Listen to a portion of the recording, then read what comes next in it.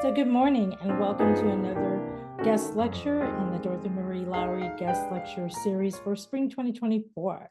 This week, we are very excited to have Alex Kershaw to join us and talking about the Liberator. Alex Kershaw is the author of numerous books on World War II, including the New York Times bestseller, The Bedford Boys, The Longest Winter, Avenue of Spies, and his latest book, Against All Odds, the untold story of four of the most decorated soldiers of World War II. His 2012 book, The Liberator, won World War II soldiers' 500-day odyssey from the beaches of Sicily to the gates of Dachau, was made into a drama series aired by Netflix in 2020. Kershaw's book, The First Wave, The D-Day Warriors Who Led the Way to Victory in World War II, published in 2019, was a national bestseller. A graduate of University College in Oxford, England, Kershaw's journalism has appeared in many magazines and newspapers since 1990, and he has also worked as a screenwriter in television, penning an award-winning 2004 documentary on Bobby Kennedy. He is an honorary colonel of the 116th Infantry Regiment of the 29th Infantry Division, and since 2012, Kershaw has led many battlefield tours in Europe, and he will be leading tours of London, Normandy, and Paris for the Friends of the National World War II Memorial in May of 2024, so just next month. And also, he'll be traveling to the Netherlands, Belgium, Luxembourg, Germany in September of 2024. Mr. Kershaw also serves as a resident historian of the Friends of the National World War II Memorial. And take it away. Thank you again for joining us. Oh, well, thank you very much for inviting me. I thought I would start by explaining very quickly my role with Friends of the National World War II Memorial. We're a non-profit set up to promote various themes to do with the memorial, and most importantly, my job is to be the resident historian there, which entails visiting a lot of high schools, colleges, etc., and telling stories about World War II and making sure that we don't forget that great generation, and that we can learn some lessons from what they experienced and what they gave. So if we could move on to the first slide, that would be great. I'll just say, I won't keep repeating, move on to the next slide, but so this is the entry to the first concentration camp in Nazi Germany, set up around about 6 weeks after Hitler came to power in 1933. And let's not forget that he was elected. Arbeit macht frei, and it's the slogan at the entrance to Dachau concentration camp. It was also used on many, many, many others. I've been here many times, and this is the place that was liberated by Felix Sparks, an officer in the 45th Infantry Division, on the 29th of April, 1945. So we're actually only a couple of weeks away from the anniversary of the liberation of the most notorious of the concentration camps. Dachau was not per se a death camp such as Auschwitz, but over 50,000 human beings, it's believed, perished in Dachau. So the next slide would be great. Sorry, give me. So I tried to come up with a story that would tell the narrative of the American liberation of Western Europe, and I found eventually this character here, Felix Sparks, who went from Sicily all the way to the gates of Dachau, and was the commanding officer of the Americans who liberated Dachau on the 29th of April. So he first began his odyssey on the 10th of July, 1943. And by following his journey, I was able to, in several ways, tell the broader story of the liberation of Europe by American forces. He, like many of the warriors that I've written about in quite a few books now, he grew up in the Depression, his formative years with the Depression. Born in Texas, he grew up in Miami, Arizona, which was a mining town. His father lost his job at the mine closed down. He would go out every morning before he went to high school with a shotgun and literally hunt for food to feed his family.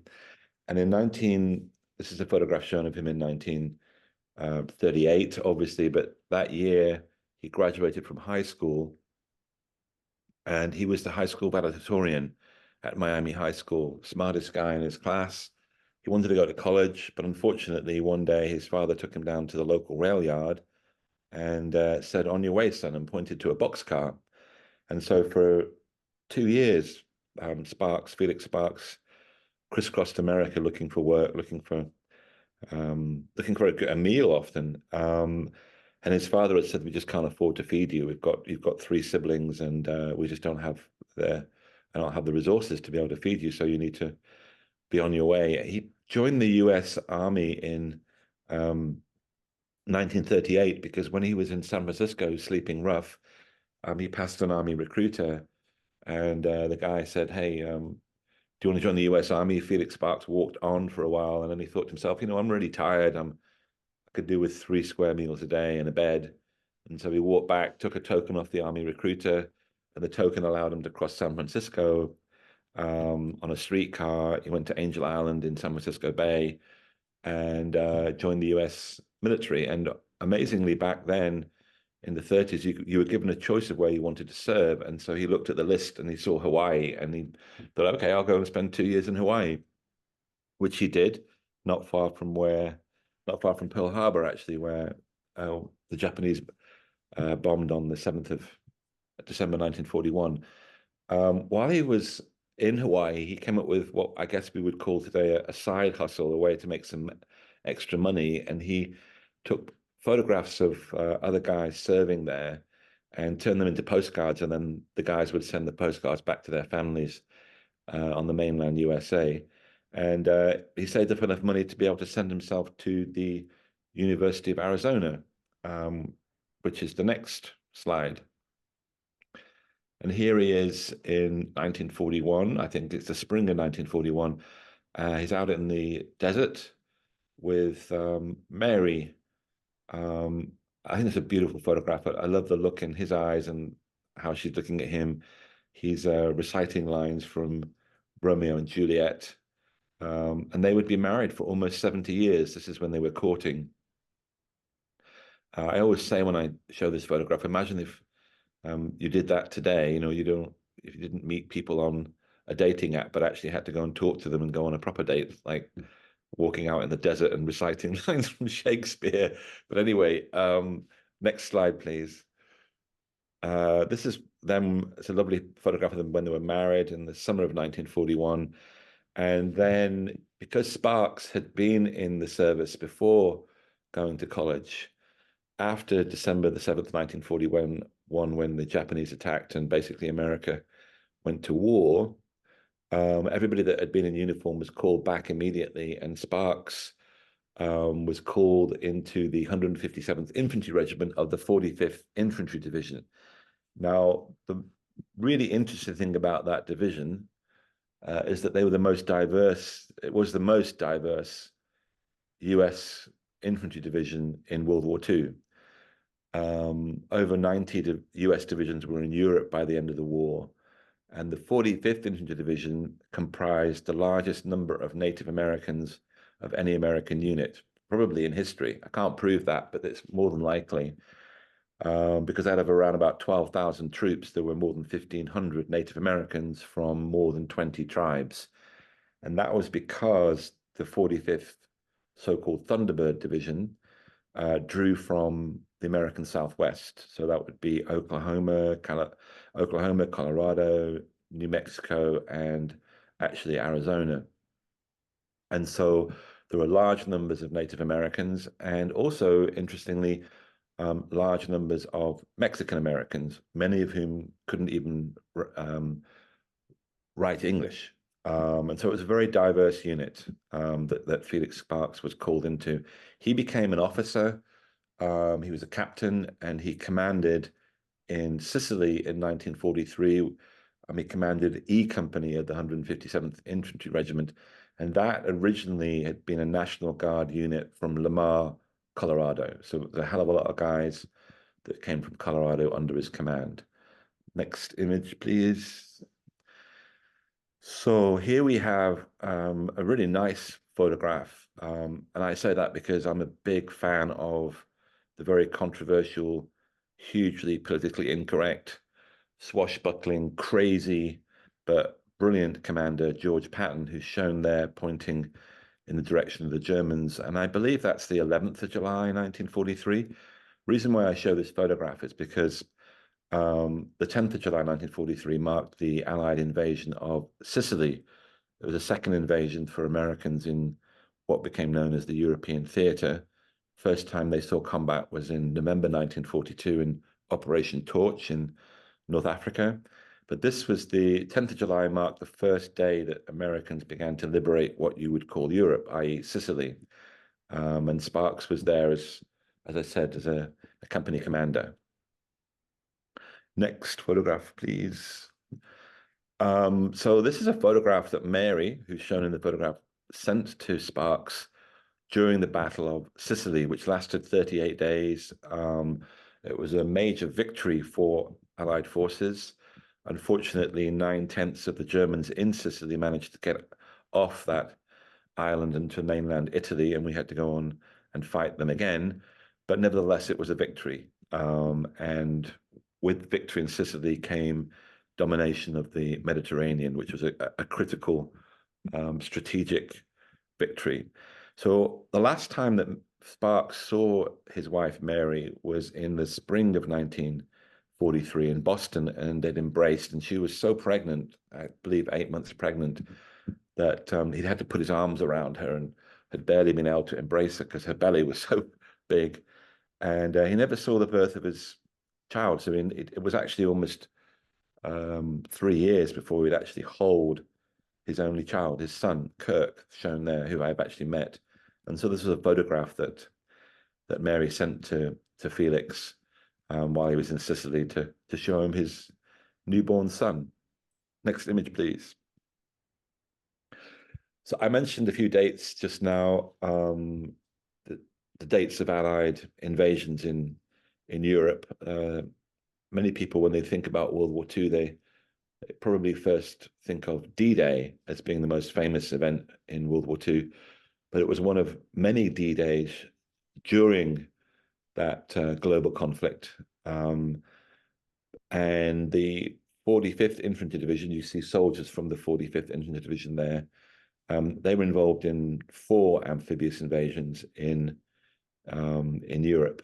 In fact, the 3rd Infantry Division that fought side by side with the 45th, they were actually involved in 5 amphibious invasions. So this is the 3rd time that Sparks has led men off landing craft in the European theatre, and that's at Anzio in January of 1944. Very, very low casualties. I think less than 30 fatalities, with over 30,000 Americans landed at Anzio, which is about an hour and a half drive south of Rome. And the point of this invasion was to try and perform what the Americans called an end run. They were bogged down, stalemated in a terrible war of attrition in Italy, going nowhere, slowly, stuck in the mountains of central Italy, facing a very determined, brilliantly led German army. And this was an attempt to try and break that deadlock in central Italy and go straight for Rome and achieve a swift victory. It failed massively. We were stuck on the plain of Anzio for more than 3 months. And it was a terrible, terrible battle of attrition with, I believe, over 60,000 Allied casualties. These are American troops coming in as replacements at Anzio. You look at the face of the young man at the front of the picture, and that's a face of apprehension and fear. The lifespan of an American soldier at Anzio was maybe 2-3 weeks if they were in frontline combat. It's an awful place to find yourself as a young American. Next image, please. So in February of 1944, Hitler ordered several very strong counterattacks against the Allied forces, who were basically encircled on the plain of Anzio. And the most notorious, the most lethal of those counterattacks was the operation called Fishfang, Fishhook. Sparks's unit, E Company, were at exactly the wrong place at the wrong time, facing the spearhead, the brunt of Operation Fishfang, positioned along the road called the Via Anziati. And from a company of around 200 men that Sparks commanded, he was just 23 years old. After about 48 hours of that operation, he was reduced to 36 men. He pulled back to a series of man-made caves, and for around a week, being surrounded, a vicious battle ensued.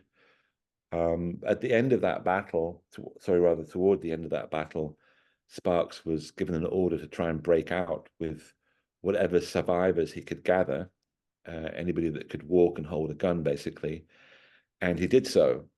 He got back to Allied lines in late February of 1944, and he was the only survivor from his company, apart from one other guy.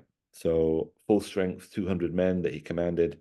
And after 2 weeks of really incredibly violent, brutal warfare, he manages to get out of the German trap, the encirclement, but he's the only survivor apart from one other guy from the company that he'd commanded. So everybody else had been killed, captured, or wounded.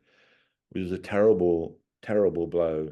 You can only imagine the survivor's guilt he felt, the sense of failure and grief that he experienced, having lost almost 200 young Americans under his command. And those are Germans who've been killed by his machine gunners just outside the caves. Next image, please. There he is on the right. The reason why this picture is labeled sole survivor is because some 6 weeks later, the other survivor from his company, a supply sergeant called Leon Sear, was killed in the attempted breakout from Anzio, making Sparks, the company commander, the only survivor from the company that he had led. Next image, please. This is a picture not of a Thunderbird, not of a guy from the 45th Infantry Division, but I believe that this is a soldier from the 3rd Infantry Division. If you look at the guy leaning down, squatted down, if you look at his shoulder patch, that's the 3rd ID patch. And the 3rd Infantry Division, on the 26th of May, 1944, set one of several records in World War II. On that one day alone, they lost over 900 men. That's the largest loss of any American division on one day in World War II. And they did so while trying to break out from the German encirclement at Anzio. They were successful, but they paid an awfully high price. Next image, please. And here's Sparks on the left in Naples, and that's a very humid summer of 1944. D-Day has already occurred in Normandy on the 6th of June. And there, Sparks is training his men for what will be their 4th amphibious invasion, his 4th too, which will be Operation Dragoon on the 15th of August, 1944, the most successful amphibious operation for the Americans of World War II, I believe. He's been promoted from a captain to a major, which means he's a battalion commander. So rather than having 200 guys under his command, he's now got about 800. You can see, if you look carefully on his shoulder, you'll see a Thunderbird patch, which we'll look at in more detail in a minute or two. Next image, please. So the invasion of southern France, Operation Dragoon, as I said, was hugely successful. Planners for amphibious invasions in the Pacific and the European theater aimed for a casualty rate of less than 20%. If you suffered less than 20% casualties, that's killed, wounded, captured, that was deemed to be a successful operation. less than 1% of Americans who landed on the 15th of August along the Côte d'Azur were killed, captured, or wounded. So it's a really very low casualty rate, meaning it was a great success. And then they pushed inland. They chased the German 19th Army through Provence and then up the Rhone Valley toward Germany. I love this photograph because it shows you Sparks's men. It shows you them bathing, washing, drinking water from an ancient fountain in one of the most beautiful towns on the planet, which is Pertuis in Provence.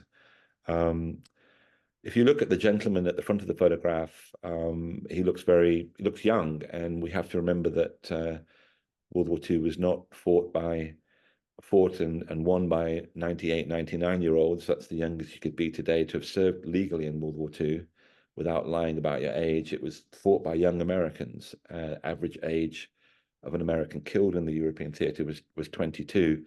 And by 1944, you had countless 18-year-olds. They'd leave high school and they'd be drafted straight into the US Army, many of them, and maybe after just 6 months training, they'd find themselves in combat. So the young man at the front of the picture here could be reading a last letter from home. He looks like a teenager, and he probably was. Next photograph, please. This is a photograph of Sparks's weapon.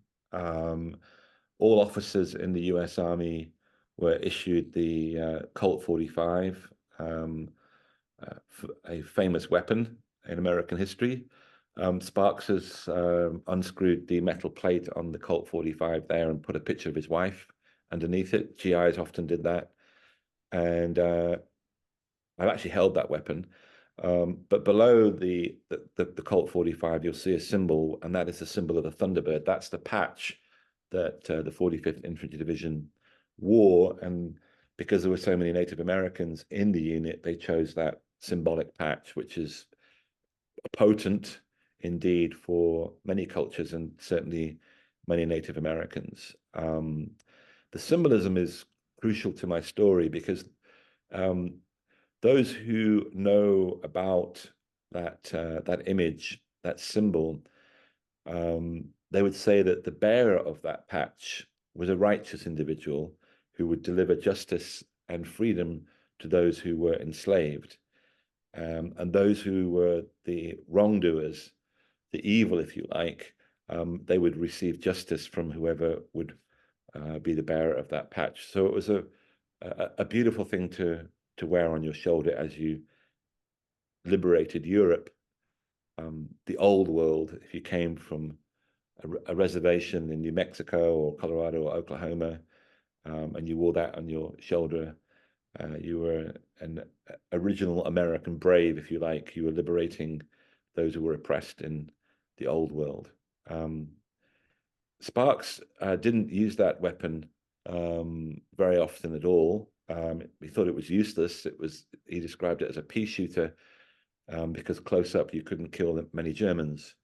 And so instead he used a sawn-off shotgun and was known as, he had the nickname Shotgun Sparks. So next photograph, please. This is not far from the German border. It's January 1945. A couple of things about this photograph. If you look at the top of the photograph, you'll see an explosion. That's a phosphorus shell exploding. We actually did use phosphorus shells on civilian areas. By this stage of the war, an officer of Sparks's rank would give, if he could connect with any local German officials, he would say, look, pull out the white sheets, fly white flags. You've got a deadline. If you don't do that and throw down your weapons, then we'll destroy your village. And they would do so with using sometimes phosphorus shells. So a piece of phosphorus the size of my fingernail would burn through a human being in about a couple of seconds. We were not playing around by this stage of the war.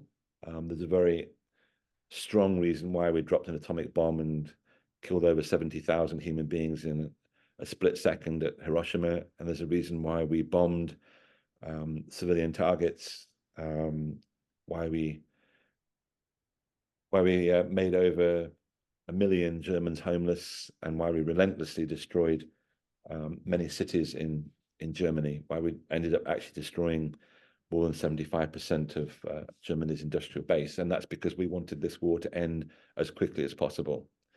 The sooner we defeated the enemy, destroyed the enemy, which is the whole point of war, the sooner Americans could come home. And 138,000 Americans didn't come home. They were killed during the liberation of Europe. Second thing to note about this photograph quickly is that if you look at the top of the photograph above where the phosphorus shell has exploded, there's a ridge line there. In late January of 1945, Sparks's battalion, some 800 guys, manned that ridge line. Sparks vehemently argued with his commanding general that his men were too far ahead of artillery support, had gone too far without real support. And unfortunately, tragically, he was proven correct. The Waffen-SS, the 6th Waffen-SS, surrounded his battalion, and over a week in late January 1945, they destroyed it.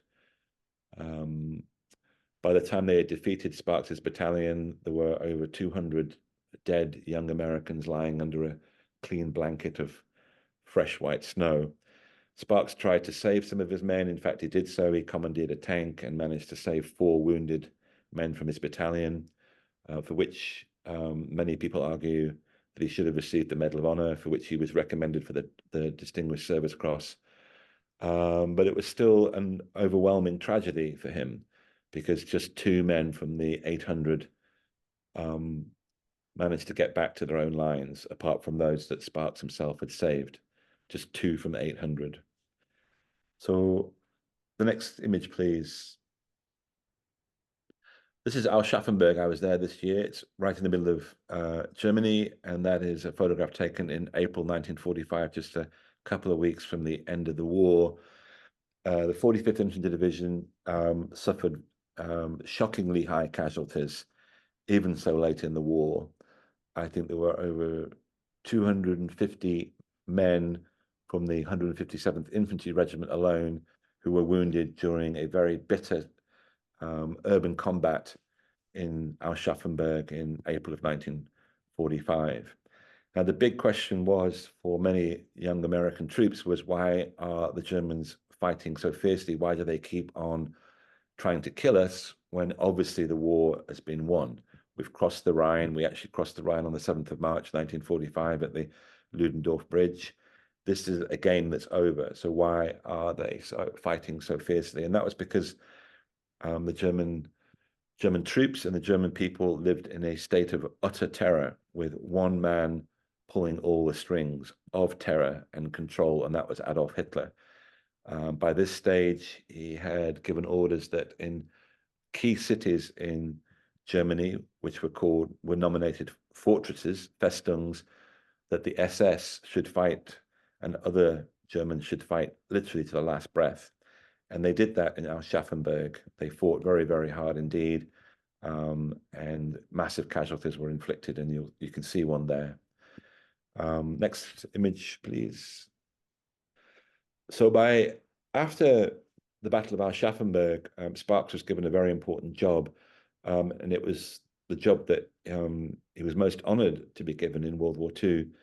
As a lieutenant colonel, he took control of what was called Task Force Sparks, and his mission was to go down to southern Germany, to the Bavarian Alps, and try and find Adolf Hitler and capture him. And he was doing that on the morning of the April the 29th, 1945, when he received an order that annoyed him a great deal, and that was that he should divert his task force away from the direct route towards Munich and go to a place called Dachau, which is about 10 miles north of Munich.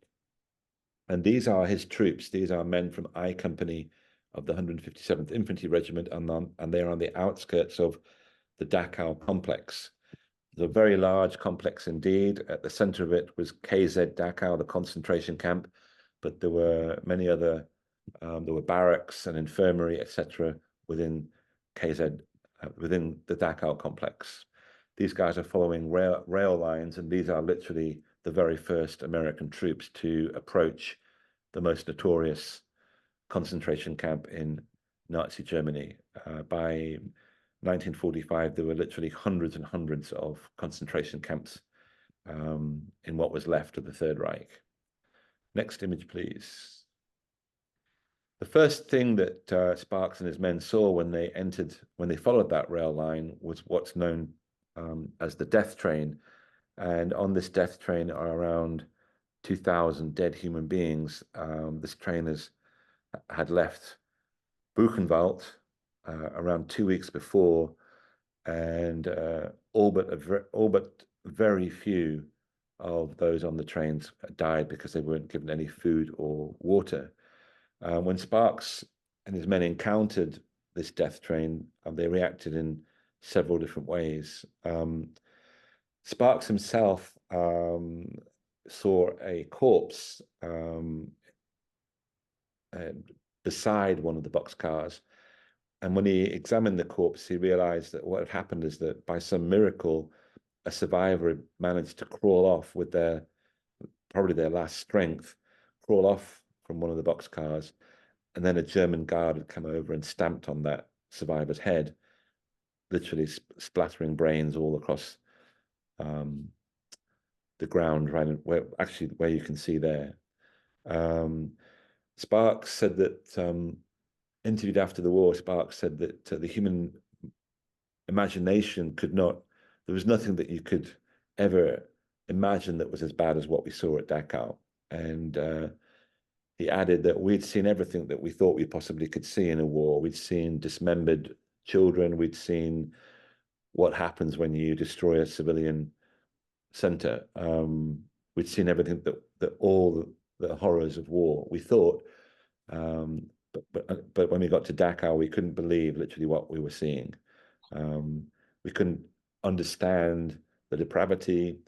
We couldn't understand how human beings could do this to other human beings. The stench was overpowering. You can imagine the smell of 2,000 dead people. Sparks dropped to his knees. He vomited, and he said that for maybe around about half an hour, for the first time in over 500 days of war, he lost control of his men. They shouted, they cried, they were full of grief, shock, tears, and also rage. They just couldn't believe that this could be done, and they were overwhelmed by the stench and the experience. So next image, please. This is a photograph taken of the contents of one of those boxcars. Sparks walked along the so-called death train, and he looked inside many of the boxcars. He saw something like this, but it was different because in an interview after the war, he saw on top of a pile of bodies in one boxcar, he saw maybe a 15 or 16-year-old girl, and she had her eyes open. And he said, "I'll never forget the look that she had in her eyes." And it was as if she was saying to me, looking at me and saying to me, "What took you so long?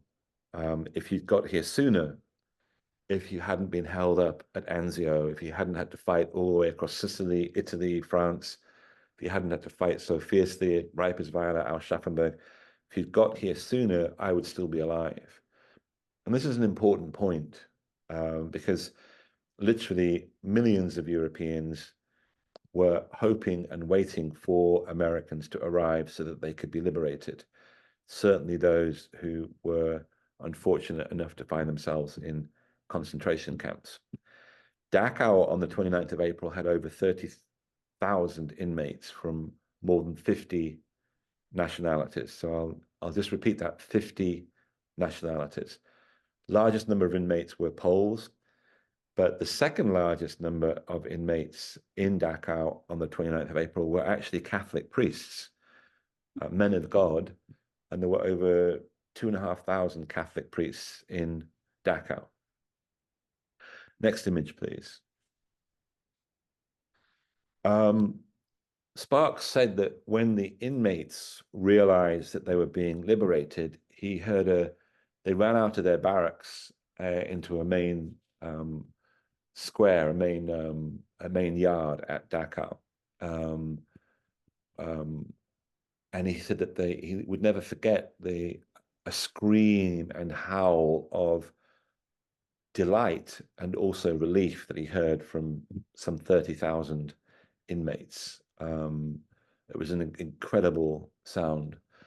But he was under orders, very strict orders, to let nobody out of Dachau and not to allow anybody in. And this was primarily because of a couple of fears that the US Army had, which was that they didn't want the spread of disease. In the week or two after liberation, more than 1,500 inmates from Dachau would die of various diseases associated with overwork disease, malnutrition and terrible conditions. And they didn't also want inmates. They didn't also want inmates to get out of Dachau and wreak vengeance on the local civilian population. While he was after he'd entered KZ Dachau, the actual concentration camp, he was given a tour by some of the inmates of various places. It was a quick tour of hell. And he came across this one place. It's the kennels in KZ Dachau. There were 122 dogs used by the Germans to torture inmates. One of the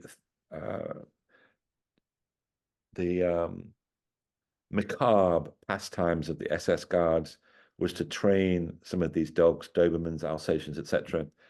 And then when they had crucified an inmate, stripped that inmate naked and crucified that inmate, nailed them to a cross, they would give a dog a reverse command.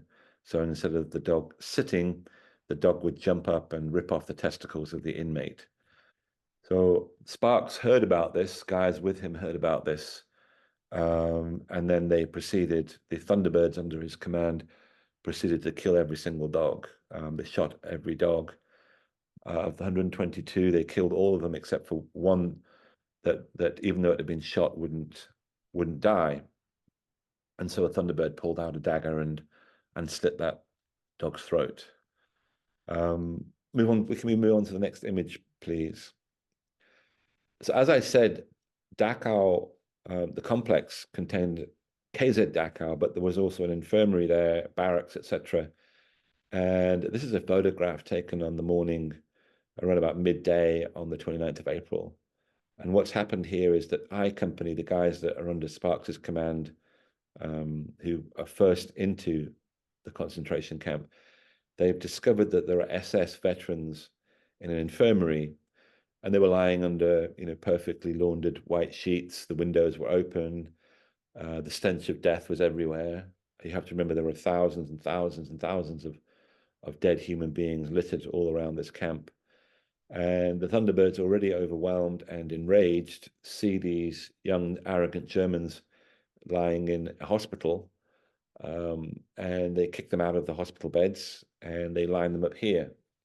And that's the photograph you see right there with SS veterans with their hands in the air. And then they take them here to a coal yard in the complex. Next picture, please. And this is the coal yard at Dachau. You can see a red cross on the building behind the coal yard wall. So the first thing to note about this photograph is it is an image rather of the most notorious war crime committed by US soldiers in the European theater in World War II. What's happened here is that Sparks's men have lined these guys up against that wall, and then the 19-year-old machine gunner kneeling down by the rail track there has opened fire and killed at least a dozen, wounded at least 24 more. The second thing to note about this photograph, taken by a Signal Corps cameraman, is the absence of coal in the coal yard. There's not a single lump there. The Germans have tried to destroy the evidence of their atrocities, but they failed because, as I said, there are thousands of corpses lying throughout the camp. But there's not a single lump of coal, which because they've used every single last piece to try and destroy the evidence. The third thing to note about this photograph is that you have three Nazis there, three SS veterans who have not jumped to the ground and pressed their face to the dirt and pretended to be dead. They're standing there with their, two of them with their hands in the air, and they're very much prepared to be shot. But then they're going to do so standing up like proud Germans. They're not going to pretend to be dead. So the question arises when we look at this photograph, where is the commanding officer of these US soldiers who have just executed Germans with their hands in the air? Where is Felix Sparks, the Liberator? And Felix Sparks was not in the coal yard when the execution happened. He'd actually given very clear orders, which was to guard the soldiers there, the German soldiers there, and not to let them get out of the coal yard. But he certainly hadn't given any order to execute prisoners of war. In all of his time as a US combat commander in World War II, he never allowed prisoners of war to be shot. He was virulently against that kind of behavior. He was not in the coal yard. He was behind that coal yard wall, and he was looking at something like this. So if you could show me the next, we could show the next image, please. This is one of the buildings in Dachau. Sparks, after the war, was interviewed extensively about what happened at Dachau, and he said that when he went into a building, he didn't see that. What he saw was a room that was filled from the floor to the rafters with dead bodies, and that one isn't. But this gives you an idea of the kind of horrors that he encountered that day. Next image, please. While Sparks was looking at dead bodies in a building behind that wall, he heard pistol shots and machine gun fire, and he realized pretty quickly what had happened, which was that his men had opened fire on the SS prisoners who'd been lined up against the wall. And he runs into the coal yard, and that's him right there. This is an absolutely extraordinary photograph. It's taken by a Signal Corps film cameraman who was there. There were several cameramen there with Sparks because they thought that if they stuck close to him, they might get the big story of the war, which would be the capture of Adolf Hitler, because that's what Sparks's primary job was. And so, fortunately for us, miraculously, a film cameraman actually filmed Sparks as he ran into the coal yard and then pulled out his pistol and put his hand in the air. If you could go to the next image, please. So if you look carefully at where his hand's positioned, he's moving his hand forward and actually is firing the pistol. He fires 4 shots. It's got 8 slugs in the Colt 45. That's the Colt 45 with his wife's image on the butt. Next image, please. His hand goes fully out and he's shouting out, "Stop," and then firing 4 more bullets. So what he's doing there is he's arriving and he's taking command of the situation, and he's making it absolutely crystal clear with 8 bullet shots and his hand thrust out and a very, very clear command: "Stop. We're not going to carry on doing this anymore." It's incredible. I mean, the reason why you can see that sequence is because it's from a film that was developed many, many years after the war, actually more than 40 years after the war. The Signal Corps film cameraman was contacted by a Jewish researcher who was fascinated by the liberation of concentration camps, and the Signal Corps film cameraman had actually taken his film back to the United States with him after the war and left it in the corner of his garage, and the film canister hadn't been touched for more than 4 decades, and they developed the film from the canister, and these are some of the images that appeared. That's a sequence of shots from that. That's why you have the sequence. So I think this is a really very, very powerful shot. When I first saw it, it gave me the idea of investigating Sparks. And when I discovered that he'd been there at day one of the liberation of Europe by US troops and was here at Dachau symbolically performing this act of decency and humanity, actually stopping his men from killing the SS, I was absolutely enthralled by this story. Can you move on to the next image, please? This is a picture taken on the 30th of April, 1945, of some of the inmates who've been liberated by Sparks and his men. And you can see the looks of joy there and gratitude. The 29th of April, by many of the survivors, there are very few left alive today, but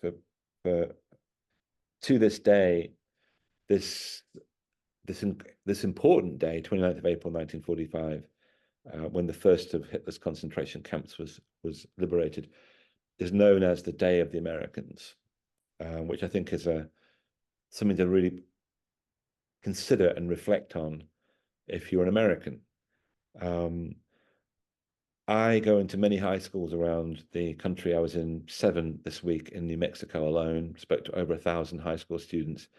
And I often ask students, is there a chapter in your history that makes you feel really proud to be an American? You know, is there an episode in almost 250 years of your nation's history that really makes you think, you know, we're awesome, we're good, we did some incredible things. And I say to students, and in fact any audience, if you can't be proud as an American of that image, what can you be proud of? Because this is why Americans fought in the European theater. And I say that because that was the headline for the 45th Infantry Division newspaper, given out to troops in that great division on the 30th of April, 1945.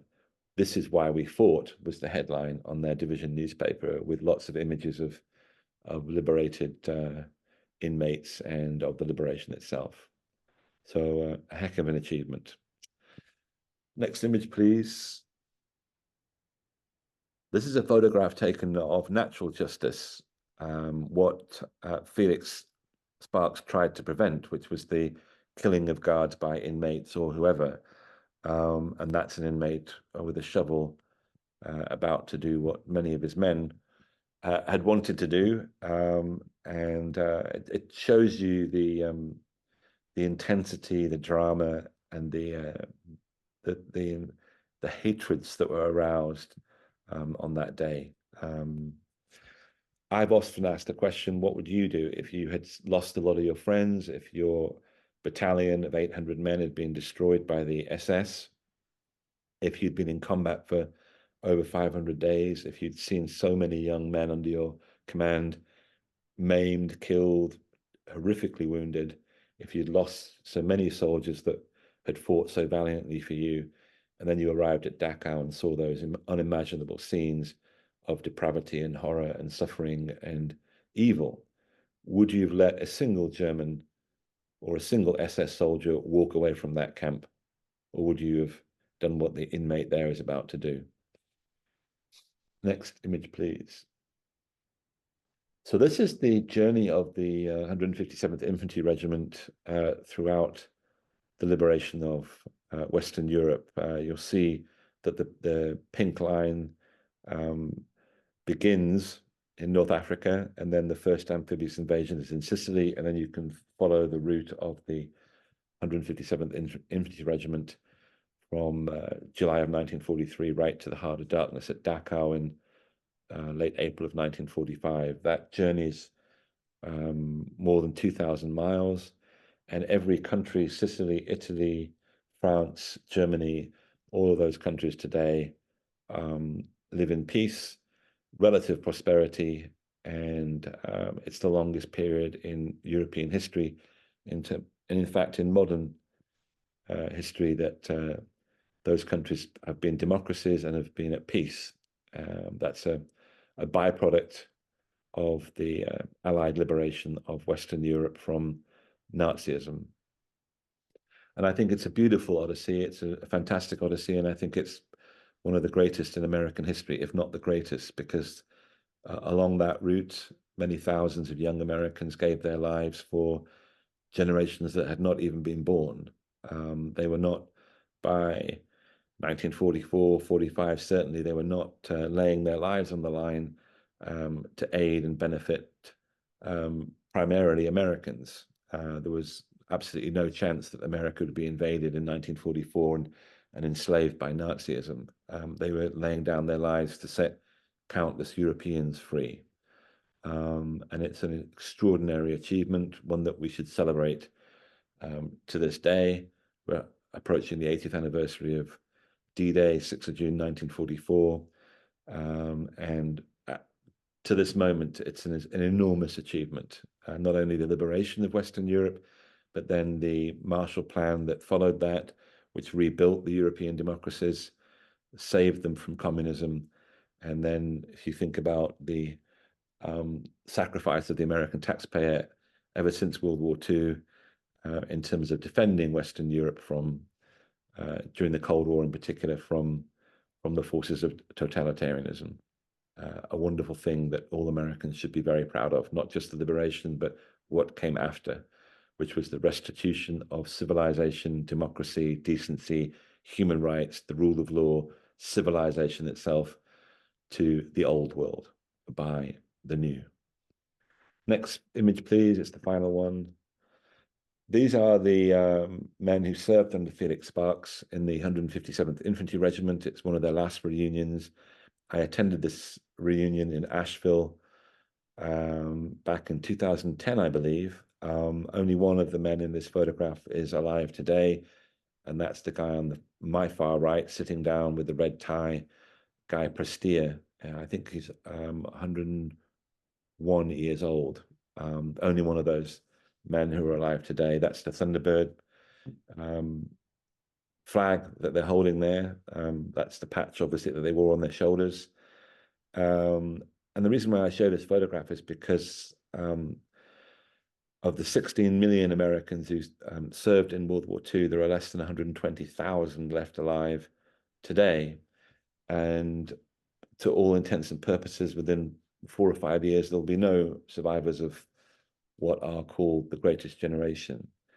And so I think that, you know, as more than 100 of them pass away every day, as we literally are looking at the sun go down below the horizon, as we're looking at the very last days of these incredible, nearly all of them working class Americans, I should add, shown in that photograph, I think it's worth remembering just what they achieved and also what they would want us and future generations to remember, which is that they gave everything they had for others. They served their country at a time when it was, as much as you could possibly expect, it was united. When Americans from all races played their part, when Americans from all parts of the nation, different classes, different ethnicities, Native Americans, African Americans, you name it, when they were all called to serve. And they all fought for different kinds of America. Basically, it was their community and their family, the America that they knew. They wanted to preserve it, and they were prepared to give everything to do so. So I don't have any other elements of the story to tell you, but I'd be very happy to answer any questions that you have. I might add that Felix Sparks came back from the European theater.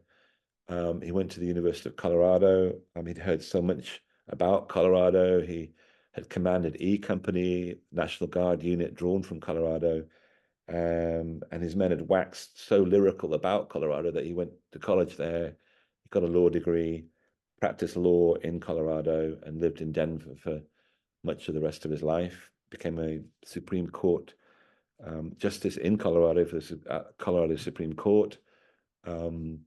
Fought the NRA in the early 90s after his grandson was killed in a drive-by shooting, and managed to change gun laws in Colorado, basically making it illegal for anybody under the 18 to buy a weapon.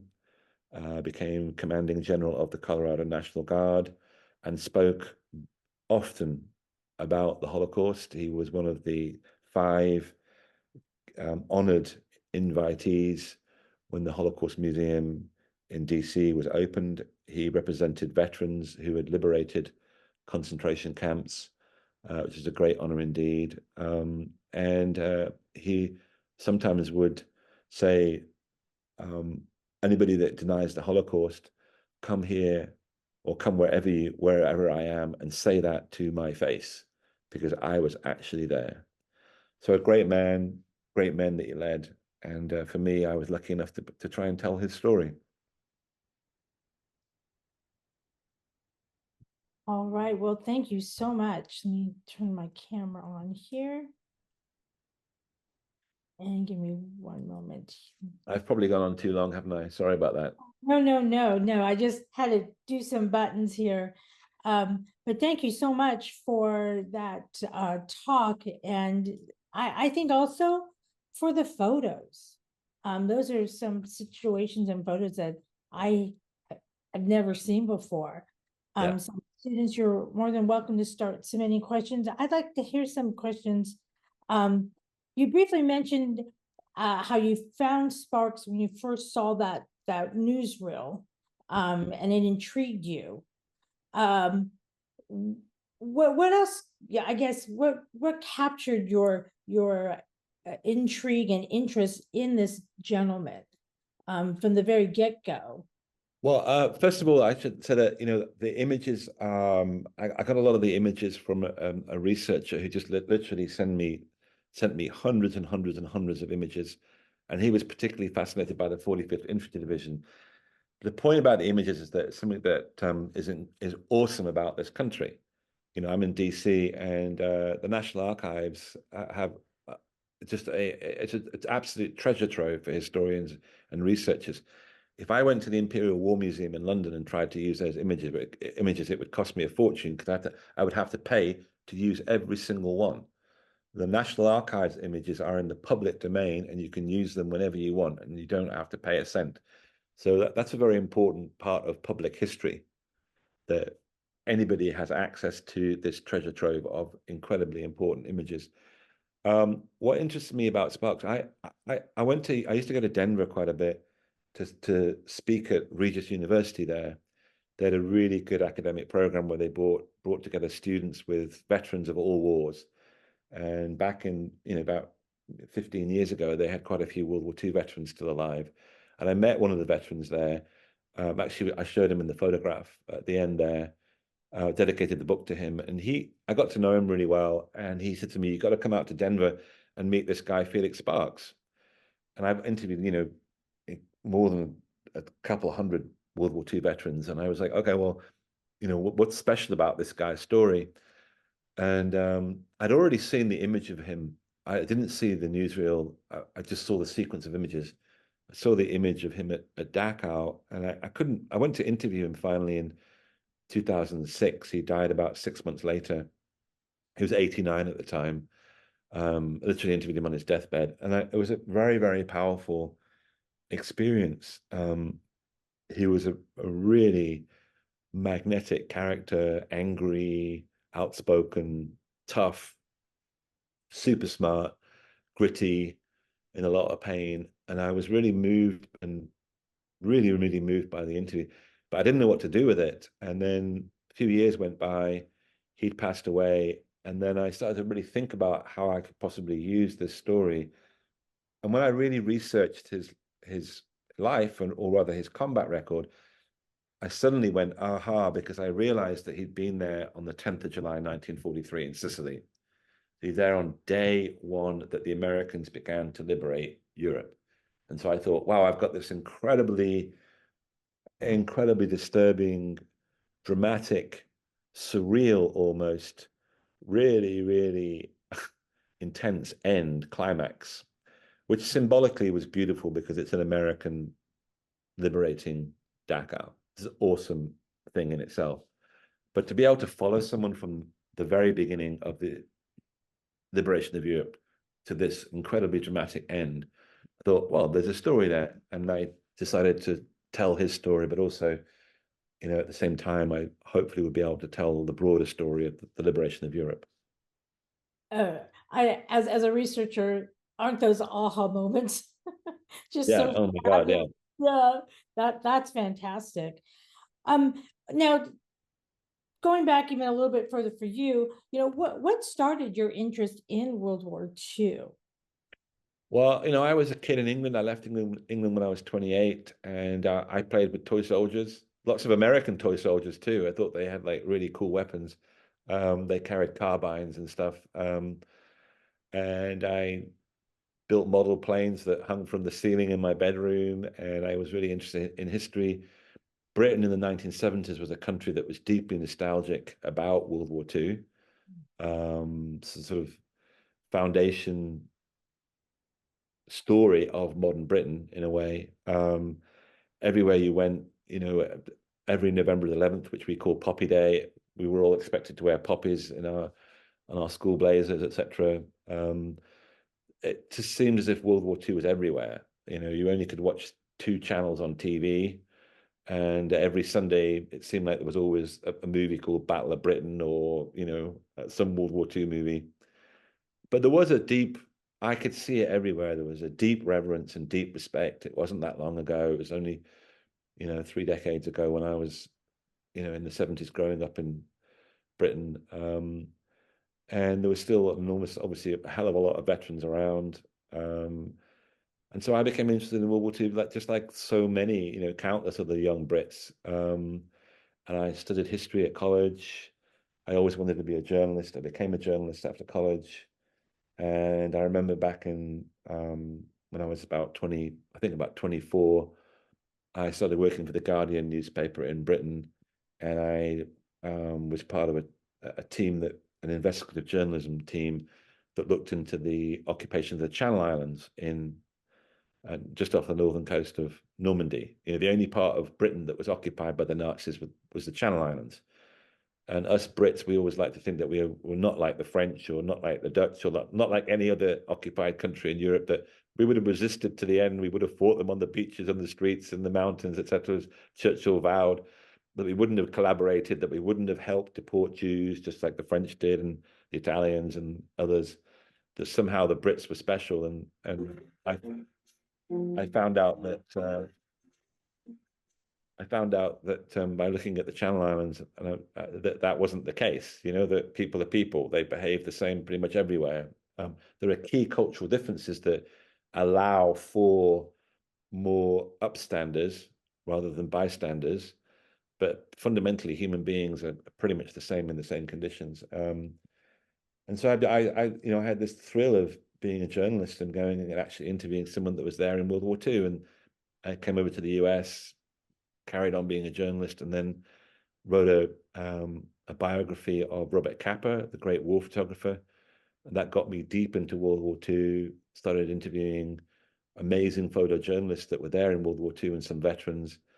And then I wrote a book called The Bedford Boys that was published in 2003, which is about a small community that was where 19 boys from Bedford County, Virginia were killed on D-Day. That became known as the Bedford Boys. And I haven't stopped, it's been a hell of a journey. Well, But that's I'm basically a journalist. I'm not a historian. I'm a journalist. I practice. I do what historians do, but to me, my main aim has always been to interview people who were there. right. So I think it's also interesting because you bring a different perspective than somebody growing up in the United States and their Sure. version of World War II. Yeah. How do you like compare or contrast the two perspectives? Um, it's a good question. I'm not sure whether it's as binary as that. I think that if from my point of view, I've been asked many, many times, why as a Limey, why as a Brit have you spent most of your career writing about Americans in World War II? And I say number one, because I live in America and I want to write about the people that are in the communities that I visit, that are a part of the world that I live in. And number two, I love American working class guys who went to the place that I also love Europe and liberated it. I think that's the most awesome thing that any Yank has ever done. You know, I just think it's incredible because of look at what they achieved. Look at what came after. And they're not liberating a mosquito infected island in the middle of nowhere in the Pacific. They're liberating Rome. Yes. They're 18 years old as they're mobbed as they sit on a jeep by young French women in Paris on the 25th of August, 1944. They're liberating, fighting through some of the most beautiful places on the planet and Europe. You know, they're restoring peace and order and humanity to a place that I grew up in. So I would add to that I was born in England. I spent more than half my life in the US, but when I was in my teens and my 20s, certainly I considered myself to be a European. We had a wonderful thing that happened, which was that the United Kingdom joined the European Union, as I like to describe it, the United States of Europe, born out of the determination after the Second World War to no longer have any wars in Europe. And I thought it was a beautiful thing.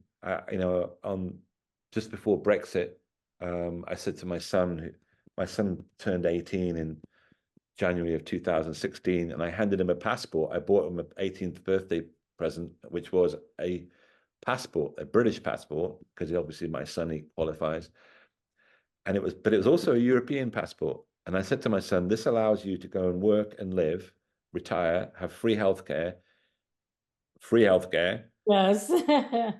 in 27 different countries in Europe. You could get on a plane tomorrow and go and be a busboy in Italy, go and work on a vineyard in France, etc. 27 different countries. And so when Brexit happened, literally less than 4 months later, I was in England with my son, and I had to explain to him that passport meant that he was only allowed to live and work in one, which was the United Kingdom. To me, Brexit is the worst thing that happened post Second World War in Europe. The best thing was when the European Union thrived and grew and incorporated so many other countries. And to not be a part of that great union, that great social experiment, economic experiment, makes me sad to this day, because I think it's from my point of view, I see it as a betrayal of the great achievement of Americans and British and Canadians and the Allies in World War II. I think they would have loved, all of the World War II veterans would have loved this idea that there was this solid cooperative union in Europe, a place that they'd liberated, that so many of their friends had sacrificed their lives to restore freedom to. Anyway, that's my personal bias. No, I appreciate hearing that perspective, but also I also appreciate the map and how you close, because we hear about the great wars. We won the war. Okay, now we got to move on. You know, unfortunately, in history classes, especially K through 12 and high school and such, but it was great to be reminded of the results of all that fighting. You know that. So thank you for the ending. But let's get to some other questions here specifically about your talk. So one student asked, please clarify. 20% of soldiers killed is considered successful fight, or 20% left as survivors considered successful. She wants to make sure she understood. And I think that was in regards to casualties, not necessarily. Yeah, no, it's important to know to find casualties. Number one, casualties are killed, wounded, or captured. There's basically losses, i.e. men that can't carry on fighting, that you lose in the game. And so in the planning for amphibious invasions, Sparks and other officers of his rank, you know, they were told that if you suffered less than 20%, so if less than a fifth of your men were lost, then that was pretty successful. So you D-Day, 6th of June 1944, if 20% were lost, you know, 2 out of every 10 men were missing at the end of the operation, then that wasn't so bad. But my point is that Operation Dragoon, it was less than 1%. And for D-Day, actually, it was, although it was enormously violent, also D-Day, 6th of June, 1944, it was less than 20%. But that was the percentage, you wanted to keep it lower than that. That's what you aimed for. That was the strategic aim of an amphibious invasion. Thank you. Here's another interesting question too, is were there any repercussions for the killing of the SS prisoners at Dachau for those soldiers? Very good question. I would like to argue that the repercussions were moral wounds. And by that, I mean that those who had executed men with their hands in the air would have looked back later in their life and realized that they had committed a crime and therefore have wounded themselves morally.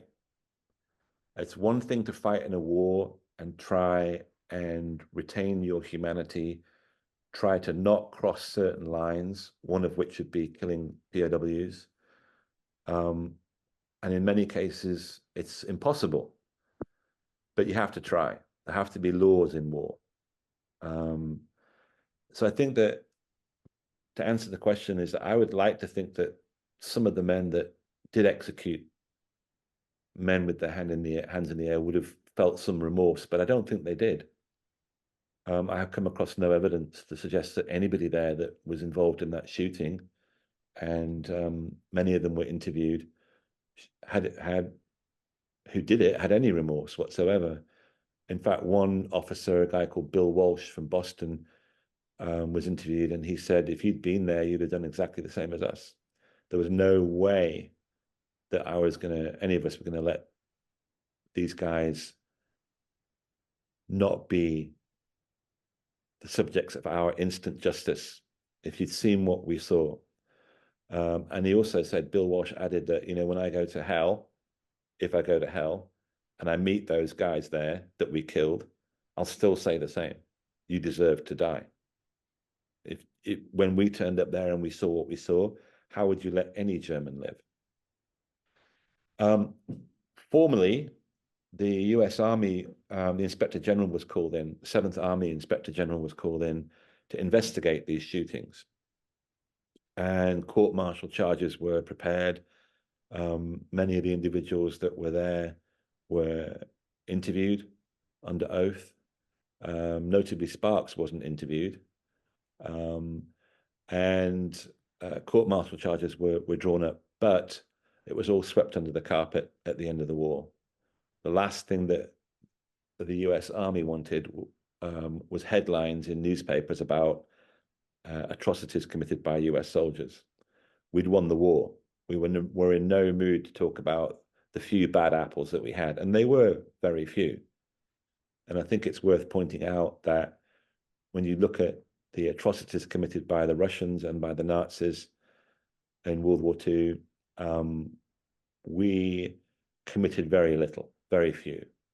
The level of decency and humanity and generosity and care shown to our adversaries, certainly in the European theatre, is something to behold. I'd also add to that unlike in the Iraq War, we had very clear plans for what we were going to do once we invaded the country. And if you think about every single battle, every single village that was liberated along that journey of Sparks and his men from Sicily all the way to Bavaria, we had to clean up the mess after we'd created it or others had created it. We had to supply food, medicine.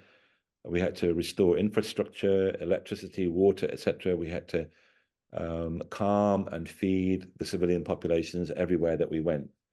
And we did it's one of the great untold stories of World War II is how we helped the civilian population after we'd liberated it.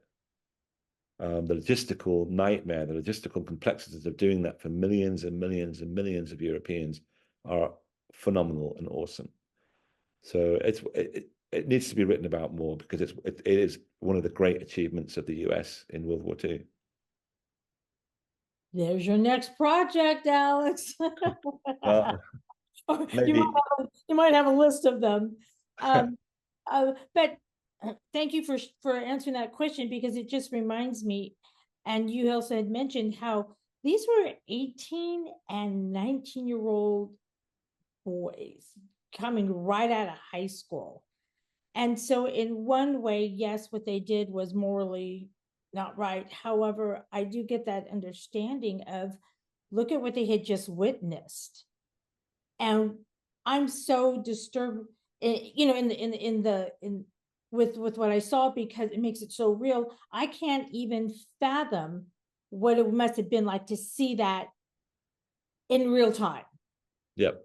I mean, and you know, as an 18-year-old, and you know, with your 18-year-old son, I'm sure you get, now, son, you know, with my own, you know, now, son, you know, settle down, settle down. I mean, the emotions of the trauma of what all those soldiers saw. Um, I guess. Okay, so I'll ask this question because it's leading into it. They get to the camp, they see these atrocities. There really was no prior knowledge, correct? So No. then after the fact, with these stories are starting to get out about what they're seeing, was there anything done to help the men process any of this, or was it just still, you know, we got to finish the war, this is part of war, we press on? I mean, because I can't Wasn't what be traumatized. there Yeah. wasn't a single thing done to help them.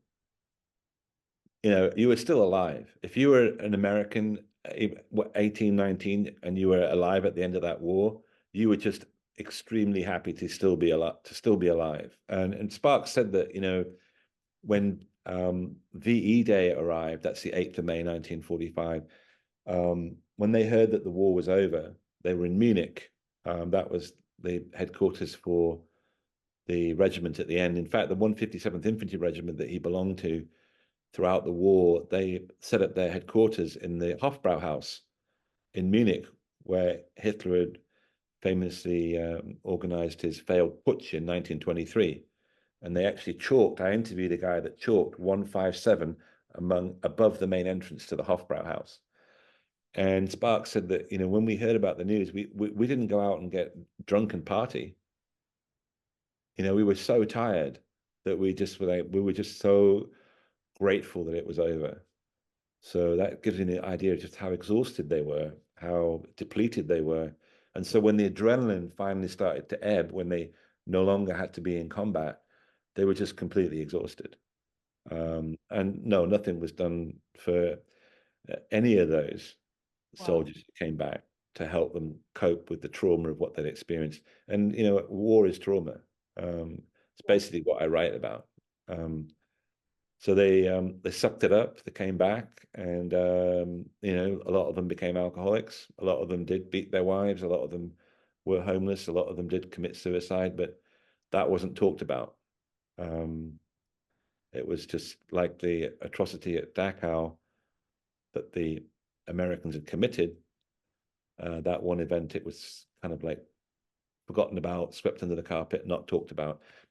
And finally, I'll say that often I talk to audiences of people whose parents were in World War II, or their uncles, etc. Certainly the case with parents. And they just a couple of weeks ago, someone said to me, "Why didn't my dad tell me about World War II?" Yeah, and it had this amazing combat record. It was an extraordinary story. And one of the reasons why these guys didn't talk about what they'd been through is because it was horrific. It brought back memories that they hadn't dealt with the trauma, and to talk about it was to relive it. They wanted it to keep it buried. First time that they actually started in real numbers to talk about what had happened to them was when they'd retired, and they started to go to reunions in the 90s, you know, 80s and 90s. And Sparks himself, he organized reunions for his regiment. He wrote many, many newsletters, and they had quite a few reunions. And then when others that had fought with you, that understood what you'd been through, when they were sitting around with you, and the families were over, I don't know, they weren't in the bar as they got drunk, they started to open up because they felt comfortable. They knew that the people they were talking to understood. So not even I've spent years and years and years talking to veterans about combat. I don't have a clue what it's really like because I've never been in it. And so they opened up and started to talk. And that was really I think the first really effective therapy for that generation was talking to people who'd also been through it, you know? Thank you so much for sharing.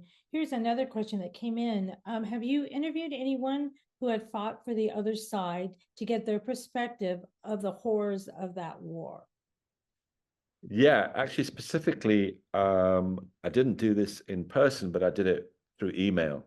I sent a bunch of questions to a guy called Johann Voss, and that's not his real name. It's a name that he used for the title as the author of a really interesting book called Black Edelweiss, and he was a member of the Waffen SS. He was in the 6th Waffen SS, a guy called Johann Voss. Became a very successful lawyer after the war.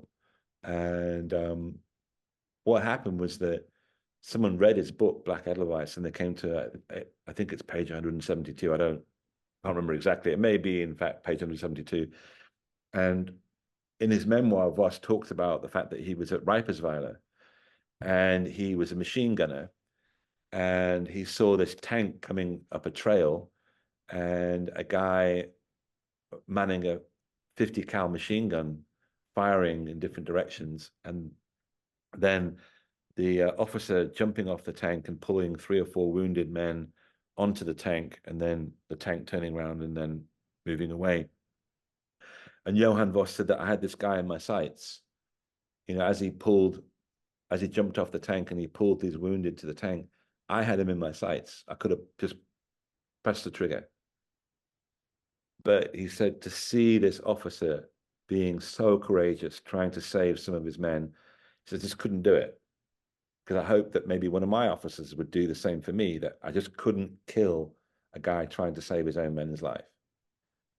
And that guy was Felix Sparks. That officer was Felix Sparks.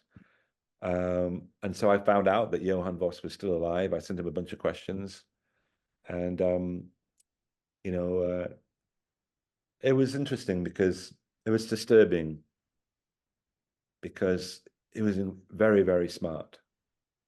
And he said that it was wrong to declare the SS an illegal organization at the end of the war. That's what we did because they'd committed so many war crimes.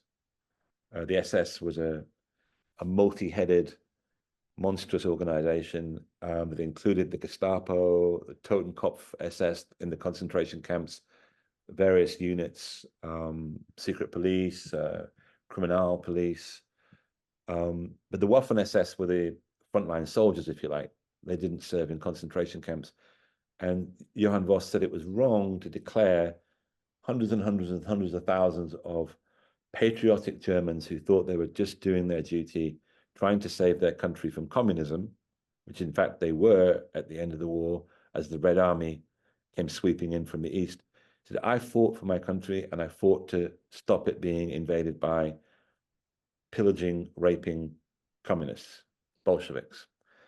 And it's a nice argument, but he felt still, more than 5 decades later, actually 6 decades later, he still felt humiliated by the decision to brand him and everybody else that had served, he thought honorably in the Waffen SS as criminals, to strip them of state benefits, etc., etc. So there was that. And then he was also unapologetic for belonging to that organization, the Schutzstaff or SS, Hitler's private army. He didn't have any guilt. He was proud to have belonged to that organization, which was primarily responsible for the murder of over 6 million European Jews and many other ethnicities and other Europeans. He acknowledged that the Holocaust had happened, which I was grateful for. In his own memoir, he said that one night I think they were on the way to Finland, they stopped in a train station and there was a transport beside them, and it, you know, crossed his mind, what are we doing here? What are we doing with these people? Where are they being sent? But he was still a proud German, still a proud member of the SS, and wasn't about to start apologizing for why he'd fought, how he'd fought, and the reasons why he fought, which he said predominantly was to defend his homeland and prevent it from being subjugated by Bolshevism. So he was an interesting interview because he was really smart. And when I looked at the email answers, you know, they were those of a very intelligent, sophisticated lawyer. Well, have you, did you, sorry, another question. Did Alex or you interview any of the soldiers who took part in the shootings in the coal yard? Did you ever have an opportunity? I'm trying to think who I interviewed that was actually there. I didn't interview anybody that pulled the trigger, but I did interview a guy, Karl Mann, who was actually born in Germany, that was Sparks's interpreter. So Karl Mann became Sparks's interpreter, I think, in late 1944, and was with him every day. He sat in a Jeep with him every day. And he was there at Dachau, and he was there in the coal yard. And was there throughout the liberation of Dachau. So he just passed away, I think literally, I think only like 2 years ago. I interviewed him when I first met him in just outside Philadelphia, and he you know, he was a German-born interpreter with the liberators of Dachau in his country, you know. And he told me a lot of really, really interesting stories about Sparks and about what happened there. You know, and he said it was horrific, you know. There's another guy called Dan Doherty who's still around. I highly recommend that you guys might have him as a lecturer, actually. He's the most articulate, I don't mean this the wrong way, the smartest American liberator of Dachau alive today. A guy called Dan Doherty, and he was in the coal. He arrived in the coal yard that same day after the execution, and he said that, you know, I saw a GI go over and start cutting off fingers of SS veterans so they could take their rings, their SS rings. You remember at the end of the war, a lot of GIs were trophy hunters. They were looking for, you know, SS daggers, SS pistols to bring home with them as trophies, you know.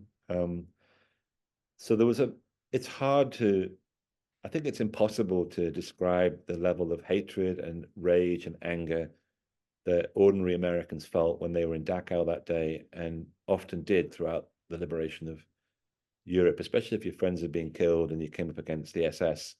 SS famously committed the Malmedy atrocity on the 17th of December 1944, when they machine gunned almost 100 American POWs. And after that point, news spreads very quickly, even on a vast battlefield in a very big battle, about atrocities.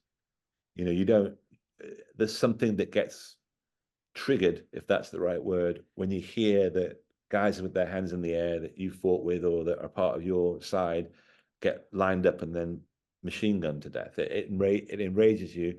And so when you come across a member of that organization, of the SS, you don't feel inclined to treat them very well. You know, in fact, we didn't. Snipers in particular, another category, snipers in particular, very seldom were they taken prisoner in World War II. Didn't matter if they had their hands in the air. There were cases where American officers or NCOs would line up German POWs, and they would go along the line and they would look under their eye, just here. And if they spotted bruising from the recoil of a sight on a sniper rifle, because it would leave an impression, it would be bruised here. And they would go along a line, and if they saw that, gone, done, shot. snipers were despised, you know? I mean, these are just reminders how war is just ugly. War is just, Yeah. it just is. I Worst, mean, worst thing that we do to each other, but we keep on doing it. We don't learn our lessons, you know? absolutely. Well, here's an interesting question that also came in. What became of Sparks' son? Did he participate at all in the preservation of his dad's World War II legacy? Yeah, Kirk Sparks actually joined the US Army. I believed he served in Vietnam. So he did continue that tradition within the family. I interviewed him a couple of times. He's very proud of his father. Um, I interviewed all of Sparks's kids. He had two daughters and a son. Oh, Um, and they were very proud of their dad, but they also pointed out that he was quite a difficult guy to grow up with.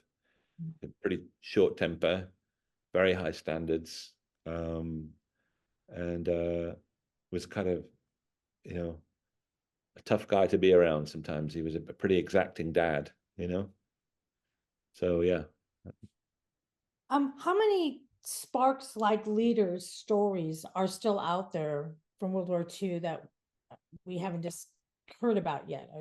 I mean, are there many? Um, I don't know. If you find one like that, let me know, because I'm looking for book Sure. ideas all the time. But you know, I mean, he was a lieutenant colonel, was a captain and lieutenant colonel. So there were, you know, thousands of guys of that rank that served in the US Army in World War II.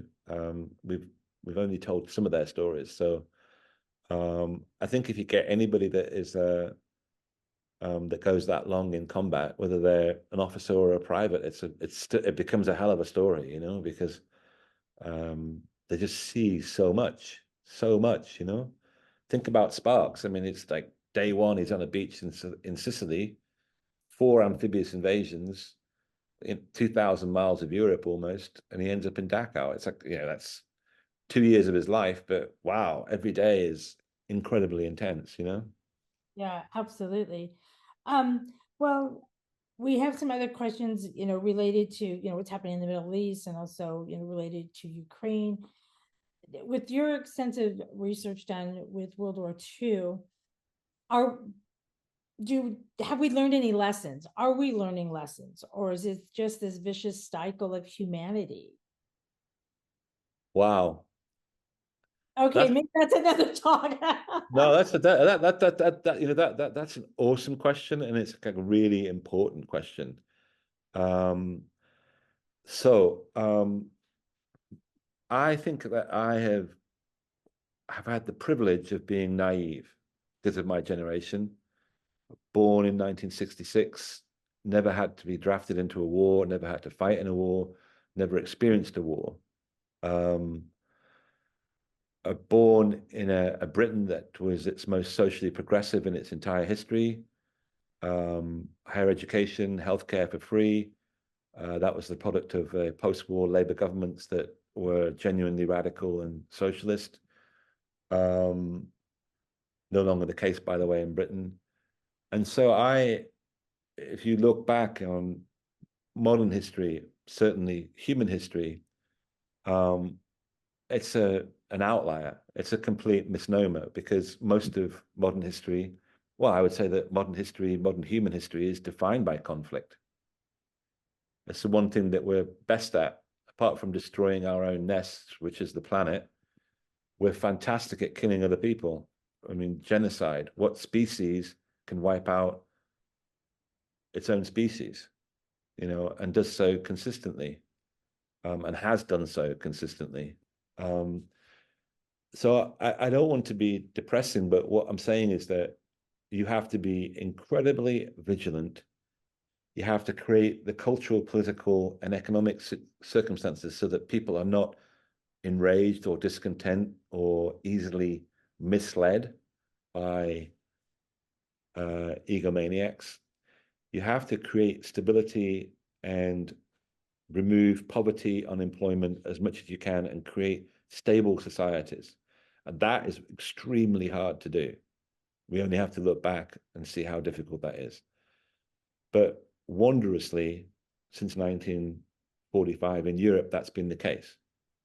And it's taken an awful lot of organization, investment, cooperation, diplomacy, willpower, fueled by a memory of what disaster and Armageddon was, fueled by a lot of very responsible, civilized European political leaders and thinkers and activists who were utterly determined never to repeat what happened to Europe in between 1939 and 1945, and knew what it was. But that's perhaps a one-off. You know, we are a warlike species, and even if you call yourself a peacenik, whether you like it or not, you're going to need warriors. We're always going to need people like Sparks to set us free. Yeah, absolutely. Well, first of all, I want to thank you so much for this great presentation. And students, please continue the discussion amongst yourselves in the module on Canvas. Check out The Liberator, the book, and also on Netflix. I'm also putting in the chat the web link for the Friends of the World War II Memorial. Yep. That's what Alex has behind him. Check out the website. I would even say donate. Absolutely. First time I've ever said that for any speaker, but I say that because it is important that this story, and that's why I appreciate your travels last week, this story gets out to our children, gets out to the students. But thank you so much for having me, and thank you so much for saying that, because by supporting our organization, it allows me to do what I did this week, which was to go into 7 high schools in Albuquerque, New Mexico, and talk to over 1,000 teenagers and give them exactly the same talk that I just gave you to over 1,000 young Americans. So please do support us, and thank you. So last question, but so we can end on a light note. Okay. What's your favorite World War II movie? Oh my goodness. That's impossible to answer because there were so many of them. Okay. How about top, a few of your top 20? How's that? I love Memphis Belle, 12 O'Clock High. I love all the movies about the resistance. Yeah, I don't know. I mean, there's so many. There's so many. Schindler's List would be there near the top. Sophie's Choice. Sophie's Choice. I mean, Meryl Streep. My God, that's an incredible movie. You know. So yeah, there are so many. You know. Okay. Well, I wanted to, a little bit upbeat ending, but again, I hope I haven't been a downer. You know, I mean, the thing to take away from this, in some ways, one of the things that we should take away from this also is to be inspired by these people, their resilience, the spirit, the courage, the grit, the guts. I mean, these are incredible people. So it shows you that we can be unbelievable. You know, as a species, we are capable of immense wonder and creativity and beauty and just extraordinary, transcendent things that we are capable of. But we also have to be careful. We have to be vigilant. You know, we have to control and understand our darker angels and make sure they don't come to the fore. Excellent. So again, thank you so much for your time. Everyone, have a great week, and we'll see you next Friday. Take care.